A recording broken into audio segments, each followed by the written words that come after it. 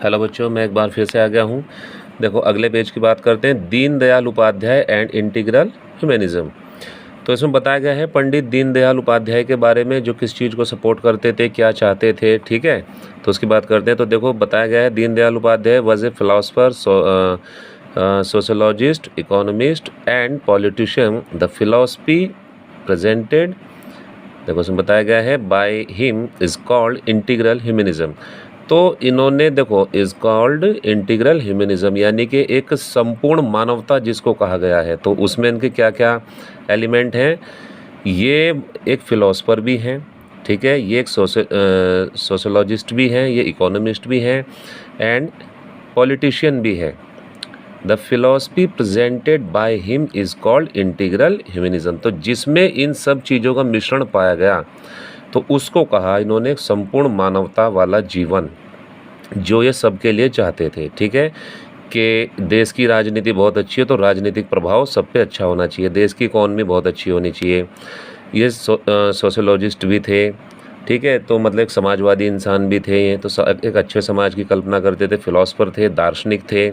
ठीक है, तो मानव के लिए, मनुष्य के लिए, यानी देश के नागरिकों के लिए एक बहुत अच्छे समाज की इन्होंने कल्पना करी थी, और एक अच्छी मानवता होनी चाहिए, ऐसा इनका मानना था, which is intended to present an indigenous social economy model in which human being remain at the center of development. The aim of integral humanism is to ensure dignified life, ठीक है, for every human being while balancing the need of the individual and society. बीच में call आ जाती है, disturb हो जाते हैं। देखो बेटा, इसमें बताया गया है the aim of integral humanism to ensure dignified life. Dignified life होती है एक सम्मानजनक जीवन, यानी गरिमापूर्ण जीवन। गरिमापूर्ण जीवन जिसमें आपको प्रत्येक चीज़ की स्वतंत्रता हो, एक मनुष्य वाला जीवन, है ना। तो ये इसका एम है इंटीग्रल ह्यूमनिज्म का। संपूर्ण मानवता का क्या एम बताया है इन्होंने, ये कहते हैं कि मैं हर मनुष्य के लिए गरिमापूर्ण जीवन चाहता हूँ, ठीक है, for every human being while balancing to need of the individual and society, जो कि किस किस को बैलेंस करके चलेगी, मनुष्य की आवश्यकताओं की पूर्ति करके चलेगी, इंडिविजुअल एंड सोसाइटी, पूरे समाज की और प्रत्येक मनुष्य की आवश्यकताओं की जो पूर्ति करे, ऐसी मानवता मैं चाहता हूँ। ठीक है, अच्छा, अब देखिए, integral humanism enhance not only political but also economic and social democracy and freedom. कह रहे हैं कि ये जो ह्यूमनिज्म है, ये खाली ये राजनीतिक नहीं है, इसमें खाली राजनीति की बात नहीं है, आर्थिक रूप से भी मतलब मानवता होनी चाहिए, और सोशल डेमोक्रेसी होनी चाहिए, जैसे सोशल डेमोक्रेसी इस पेज पे मैंने बताया था। ठीक है, एंड फ्रीडम, और सबको स्वतंत्रता होनी चाहिए। As it seek to promote diversity, it is best suited for a country as diverse as India। कह रहे हैं कि मतलब एक ऐसा भारत, हमारा ऐसा देश जिसमें विभिन्नताएं पाई जाती हैं, है ना। विभिन्नताओं से यहाँ पे मतलब होता है कि मतलब अलग अलग जाति, धर्म, भाषा, बोली के यहाँ पे लोग रहते हैं, और उन सब के लिए, उन सब की नीड पूरी हो सके, हर बंदा सेटिस्फाइड हो उस देश के अंदर, एक ऐसी मानवता, ऐसी संपूर्ण मानवता की स्थापना देश में होनी चाहिए। बता रहे हैं कि वो 3 क्या प्रिंसिपल हैं इनकी मानवता में जो बताए गए हैं, है ना। Primary of whole not part. इन्होंने कहा मैं प्राथमिकता देता हूँ सबको, ना कि किसी एक विशेष क्षेत्र को, है ना। उसके बाद क्या कह रहे हैं, सुप्रीमेसी ऑफ धर्म, यानी कि देखो धर्म सबसे ऊपर है, धर्म सबसे बड़ा है। अच्छा, ऑटोनॉमी ऑफ सोसाइटी, ऑटोनॉमी का मतलब होता है स्वायत्तता, या मतलब एक स्वतंत्रता, यानी समाज को एक स्वतंत्रता होनी चाहिए। तो अब पंडित दीनदयाल उपाध्याय क्या कह रहे हैं कि opposed both western capitalist individualism and Marxist socialism. ये हमेशा मार्क्सिस्ट सोशलिज्म का विरोध कर रहे हैं। मार्क्सिस्ट सोशलिज्म होता है बच्चों जिसमें विरोधाभास होता है, हमेशा सरकार का विरोध करना, उन चीज़ों के खिलाफ थे, और जो वेस्टर्न में कैपिटलिस्ट जो देश हैं उनका विरोध कर रहे हैं, जो कैपिटलिज्म वाली व्यवस्था है उसका विरोध कर रहे हैं। According to Deendayal Upadhyaya, capitalist and socialist ideology only consider the need of the human body and mind. वो तो खाली मनुष्य की शारीरिक और मानसिक आवश्यकताओं को पूरा करती हैं, ठीक है। लेकिन ये क्या कहते हैं, इनका मानना खाली शारीरिक और मानसिक नहीं है, इसका पर्पज़ है whereas spiritual development is equally. ये स्पिरिचुअल डेवलपमेंट चाहते हैं, आध्यात्मिक विकास चाहते हैं। आध्यात्मिक विकास होगा तो बंदा अपना खुद का विकास स्वयं कर सकेगा, ऐसी इनकी सोच थी। ठीक है, complete development a human being which is missing in both capitalism and socialism. तो कैपिटलिज्म और सोशलिज्म में तो ये चीज़ें मिसिंग है, कंप्लीट डेवलपमेंट उसके अंदर नहीं है। वो तो खाली आपकी शारीरिक आवश्यकताओं को पूरा कर रहे हैं और इससे ज़्यादा कुछ नहीं, ऐसा इनका मानना है। ठीक है, तो basin the philosophy on integral conscious for human social. ठीक है, तो बेटा इसमें सब वही दोबारा रिपीट किया गया है। तो कुल मिला के जो अगर दीनदयाल उपाध्याय से क्वेश्चन आया है तो इंटीग्रल ह्यूमनिज्म पे लिखना है। इंटीग्रल ह्यूमनिज्म क्या होता है? जिसमें सारी चीज़ होती हैं, ठीक है, उसमें फ़िलॉसफी होती है, उसमें सोशियोलॉजी होती है, उसमें इकोनॉमी होती है, उसमें पॉलिटिकल डेवलपमेंट भी होता है, उसमें स्पिरिचुअल डेवलपमेंट भी होता है, उसमें सब कुछ होता है। शारीरिक आवश्यकता भी होती है, मानसिक आवश्यकता भी होती है, स्पिरिचुअल भी होती है, प्रत्येक क्षेत्र में। ठीक है, और ये तीन इनके ये बातें लिख देना कि मतलब ये कैसा चाहते थे ह्यूमनिज़्म। इन्होंने कहा कि प्राइमेसी ऑफ होल, सभी के लिए, नॉट पार्ट, किसी विशेष क्षेत्र के लिए नहीं। तो ये तीनों बातें लिख देना। ठीक है, आओ नीचे वाले की बात करते हैं। डेमोक्रेटिक अपसर्ज, बहुत आसान सी बात है।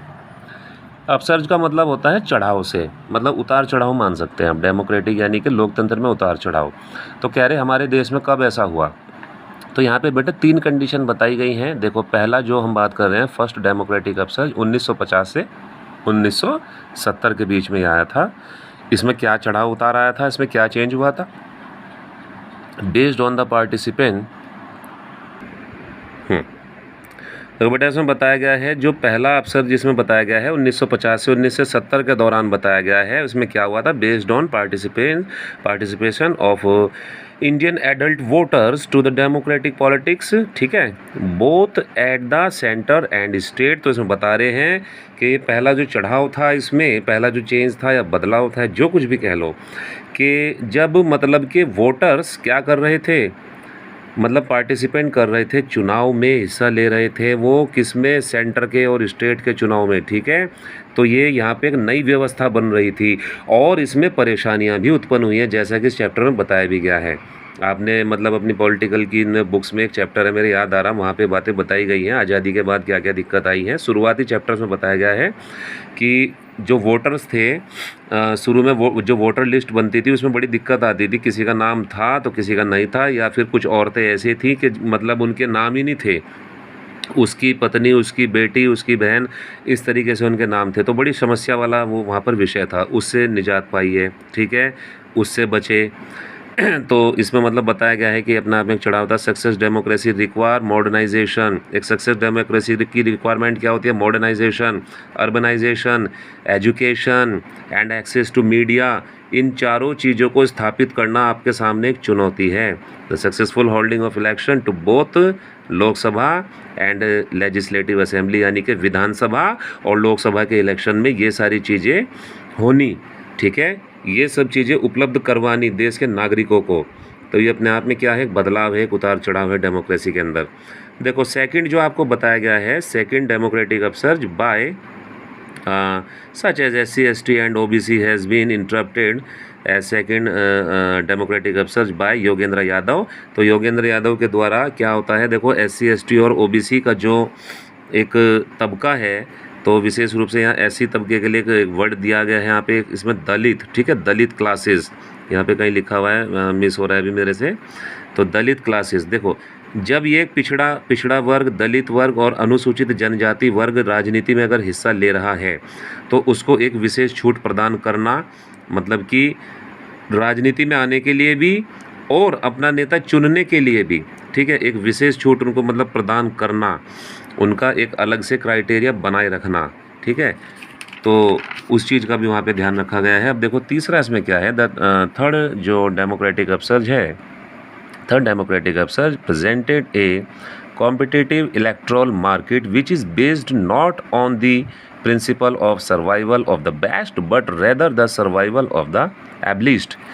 देखो बच्चों, जो यहाँ पे तीसरा डेमोक्रेटिक अपसर्ज है उसके बारे में बताया है। इसमें क्या बता रहे हैं कि कॉम्पिटिटिव इलेक्ट्रल मार्केट की बात कर रहे हैं। कॉम्पिटिटिव इलेक्ट्रल यानी कि इलेक्ट्रल से मतलब होता है चुनावी प्रक्रिया से मतलब होता है इलेक्ट्रोल, और मार्केट का मतलब आपको पता है बाज़ार। तो ये एक ऐसा बाज़ार है, मतलब कि बाज़ार से मतलब है कॉम्पिटिटिव वर्ड भी, क्योंकि यहाँ पे आ गया है कि चुनावी प्रतिस्पर्धा, ठीक है, चुनावी प्रतिस्पर्धा का मार्केट है यहाँ पे ये। वो अब मतलब बदल रहा है, चुनाव का तरीका बदल रहा है, तो वो सब चीज़ें इसके अंदर बताई गई है।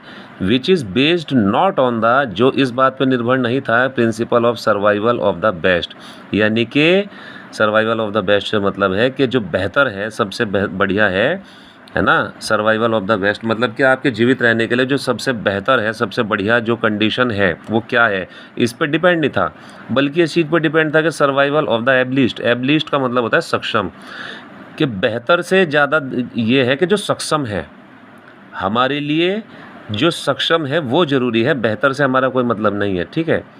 It underlines 3 shifts in India electoral market from state to market, government to governance, from state to controller to state as facilitator, यानी कि राजनीति के एक क्रम को, इस देश के पॉलिटिकल सिस्टम को स्टेप बाय स्टेप बना दिया, ठीक है। स्टेट टू मार्केट यानी कि राज्य से बाजार की ओर, ठीक है। गवर्नमेंट टू गवर्नेंस यानी कि सरकार से शासन की ओर, गवर्नेंस का मतलब होता है शासन, और शासन में हर चीज़ सम्मिलित होती है, नीति योजनाएं सब, सरकार से शासन की ओर। स्टेट टू कंट्रोलर यानी कि राज्य से नियंत्रक की ओर। स्टेट टू फैसिलिटेटर राज्य से सुविधा की ओर, मतलब जो है इस तरीके से ये चीज़ें मूव हो जाती हैं। तो राजनीति का एक उतार चढ़ाव है, डेमोक्रेसी का एक उतार चढ़ाव है, डेमोक्रेसी बदल रही है, ठीक है, अपने आप को मतलब बदल रही है। तो हमारे देश में आज़ादी के बाद से ये सब चीज़ें देखने को मिल रही हैं, ठीक है। इसमें और कोई ऐसी विशेष लाइन नहीं है जो मुझे आपको बतानी हो। तो बच्चों, मैंने आपको पहले वाली वीडियो में क्या बताया, जयप्रकाश नारायण के बारे में बताया, उनकी टोटल रेवोल्यूशन क्या है, राम मनोहर लोहिया एंड सोशलिज्म बताया है, दीनदयाल उपाध्याय की बात करी हमने, डेमोक्रेटिक अपसर्च की बात करी। ये इसके कुछ क्वेश्चंस हैं, इनको डिस्कस करेंगे। मैं आपको इन सब का पीडीएफ और फ़ोटो खींच के भेज देता हूँ। मेरे सामने एक प्रॉब्लम आ रही है कि वीडियो बड़ी बन जा रही है, वो व्हाट्सएप पे नहीं आ रही है। मैं गूगल ड्राइव पे अपलोड करने की कोशिश कर रहा हूँ, गूगल ड्राइव पे भी अपलोड नहीं हो रही है। अब मुझे कुछ और तरीका सोचना होगा, या तो मैं कोई यूट्यूब चैनल बना देता हूँ, उस पर डाल देता हूँ, कुछ भी करता हूँ, लेकिन करता हूँ, ठीक। ओके।